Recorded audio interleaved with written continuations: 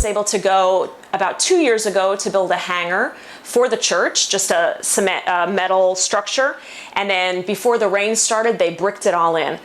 So that is sufficient for now, but when they all meet on the last Sunday of the month, the place is completely packed.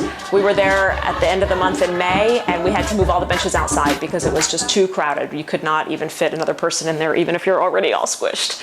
You hear lots of testimonies of deliverance and healings and things that the Lord has been doing in their lives. And so yesterday we were there for baptism, and they had about 40 new believers who were baptized, many of whom are already leading cell groups in various villages where they come from. The pastor meets with them once a month all together, and then he also has Bible study times with those who can come on a weekly basis, which they then teach in their small villages.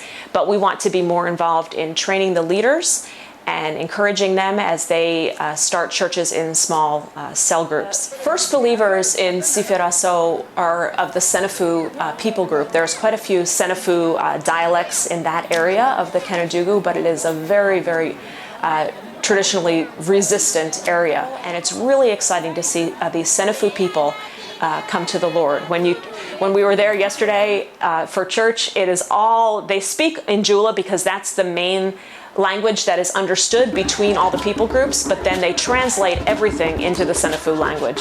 But these are people groups and languages where they're making up songs about the Lord because there's not any written in their language. The first prayer request for the church in Siferaso would be that they would stand firm in their faith, that these new believers would be able to withstand persecution and any other demonic attacks, because the enemy is not happy to be giving up so much territory there. And then that they would continue to walk in faith, giving themselves to the advancement of the gospel, that the kingdom would advance further and further from Siferaso into other villages.